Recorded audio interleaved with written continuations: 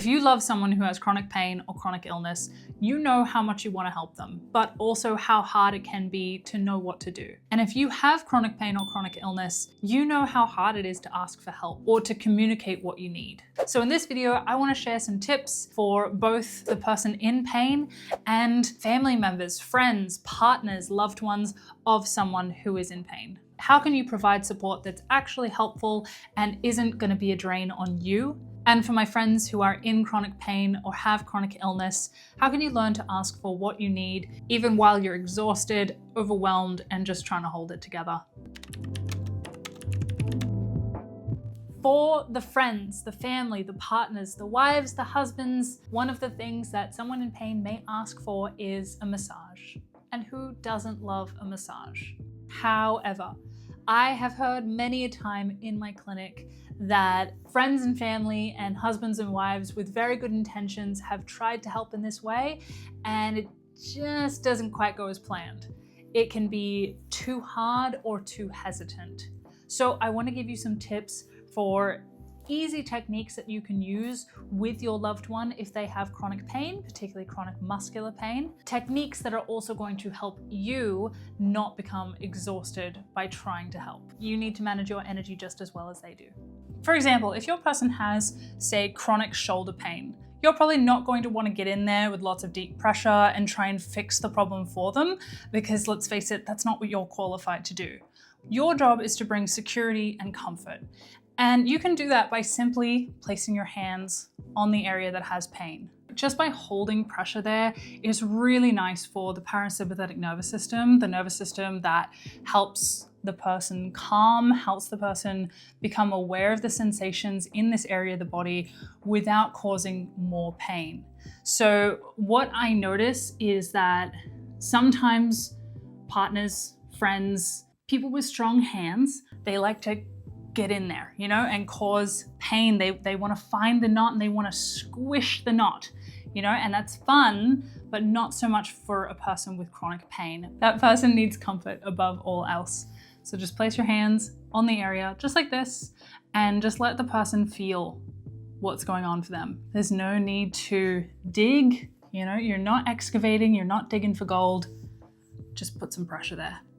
And that's it. And you'll feel the person relax. You will actually feel their muscles start to give in. You'll start to feel some more softness in there, particularly if the person feels safe to relax. So that's why it's really important to build trust and rapport before you start doing this. If your person has headaches or neck pain, this can be particularly lovely.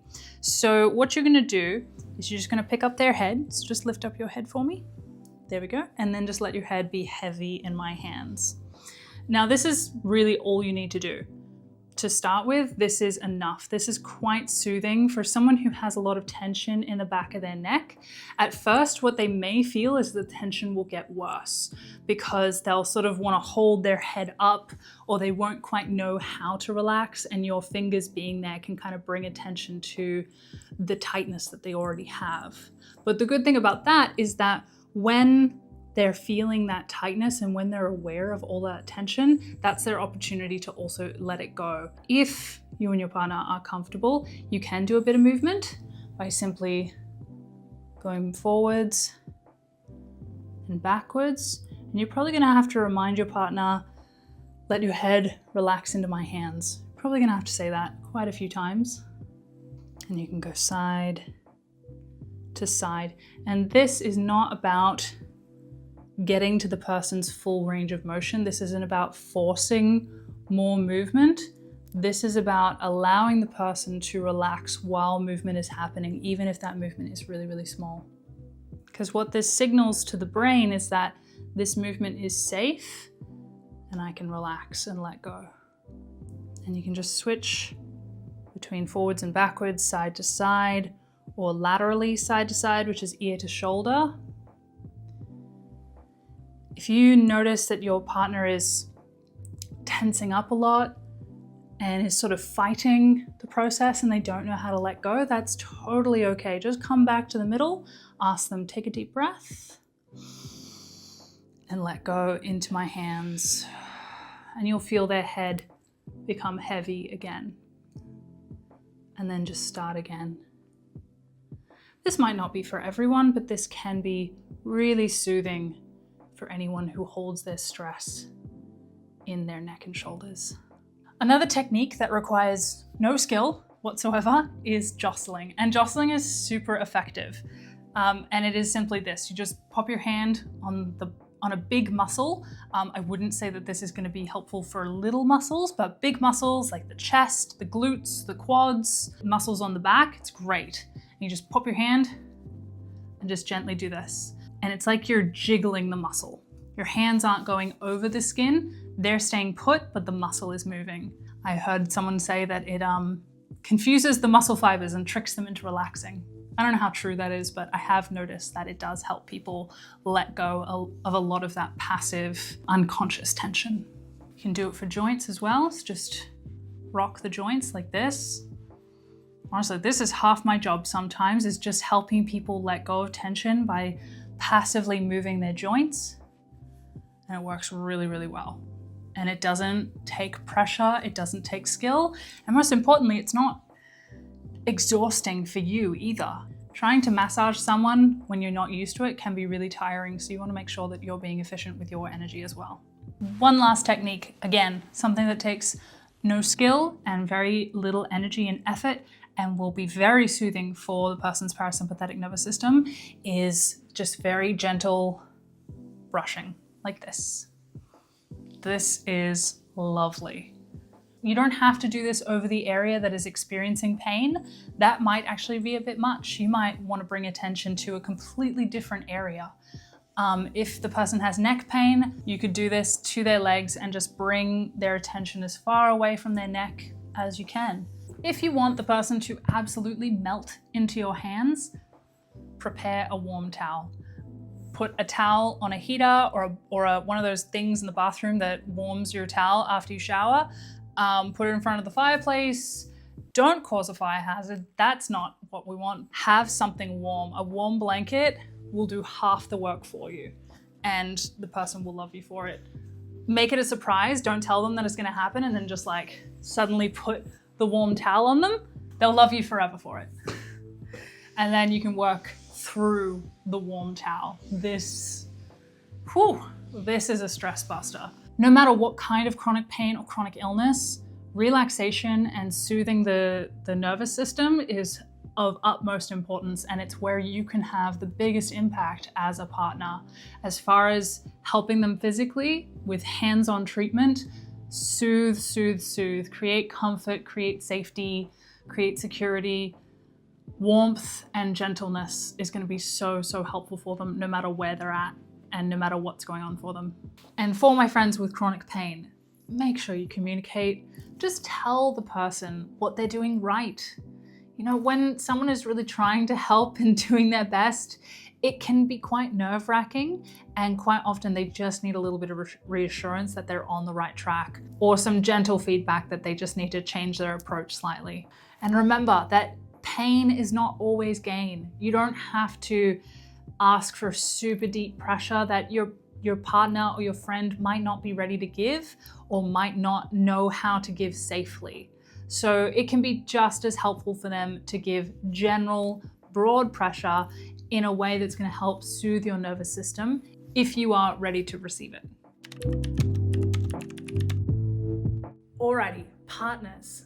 One of the biggest things that I hear from people who are in pain, and one thing that I really experienced while I was in pain, was not needing to be told what to do, but needing to be heard.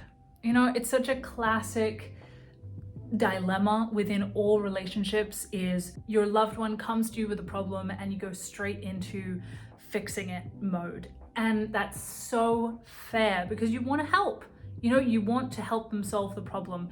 And from the outside perspective, you might see things that they could try or things that they aren't doing. But the thing is, when you have chronic pain, you're usually trying everything and you're usually thinking about it all the time. And sometimes what they need the most is just to be listened to.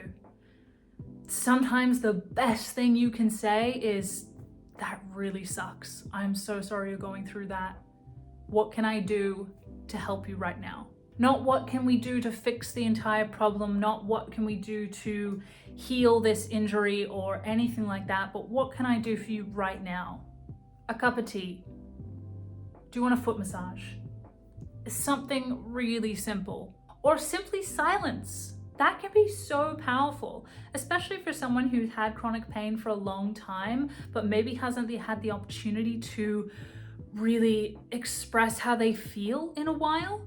You know, this can happen because life gets in the way of us being able to process our emotions in real time. So the biggest gift you can give someone is silence. Silence to let them have a bit of a rant, have a bit of a bitch. They're going through something really difficult and sometimes they just got to get it off their chest. So just catch yourself if you're going into problem solving mode and ask them. You truly can ask them, do you want help finding solutions or would you prefer I just listen? And same goes for you, my friends in pain, is make sure you're communicating what you need. If you're really just needing your partner or your friend to listen, start the conversation by saying that. Because quite often we don't realize that we go into problem solving mode. It's just kind of automatic. But really all we need is to be reminded like, hey, can you just listen? I just need to have a rant. I need to vent. I need to feel my feelings for a little bit. I'm not looking for solutions, but it is your responsibility to ask for that. One of the greatest gifts that you can give your partner is the freedom to not be okay, the freedom to fall apart, the space to not be their best. They've probably spent most of the day masking how they're feeling, trying to hold themselves together. And if they can come home or go to your place and know that they can fall apart and that they can be their true selves, even just for 20 minutes, just 20 minutes of not having to pretend, that's huge. It's so helpful. I had a friend when I was in the thick of my chronic eczema journey, I always use the word journey, my chronic eczema adventure, I like that better. Okay. I had a friend when I was in the middle of my chronic eczema adventure. I just remember feeling like I could be real with her. And I think that's why when shit hit the fan and I was doing not well, I called her. And it was because I felt safe to be myself. I knew that she wouldn't shy away from me when I was in pain. And that was so incredibly helpful, and I'm still grateful to this day. I think that relationships deepen when you can be real with each other. One of the realities of living with chronic pain or chronic illness is that things tend to move a fair bit slower. Depending on what's going on, depending on the severity of the pain or severity of the illness, your loved one may just do things at a different pace to you, at a pace that may be pretty frustrating at times. But I think the most important thing is communication of expectations. This is particularly important for partners, people who live together, hell, even roommates, is just communicating like, okay, who does what? And finding a system that works for you. And understanding that just because they haven't done it yet doesn't mean that they won't do it. You know, quite often when you have a chronic condition, you go through stages, you go through waves, you know, flare-ups and flare-downs, cool-downs. You know, you have flare-ups that you may need to wait for a flare-up to pass to be able to do those day-to-day activities again. So it's important to understand that and to have a little bit of patience and sort of leeway for the person to still get the things that they need to do done around the house, but be able to do it at their own pace. Massive amounts of communication and clear expectations and delegation of tasks. You know, it is an unsexy subject, but it's really important for the health of your relationship to make sure that resentment and animosity doesn't build. Now, For my friends in pain, I remember when life was hard. Day-to-day life was really difficult and everything felt like pushing a boulder uphill. I didn't want to do anything. I could have happily laid in bed and just not moved at all. And sometimes that is the only thing you can do. But we have to remember that everybody around us is also living their life and going through their things. And when they can see that we're at least trying, it helps. It helps a lot.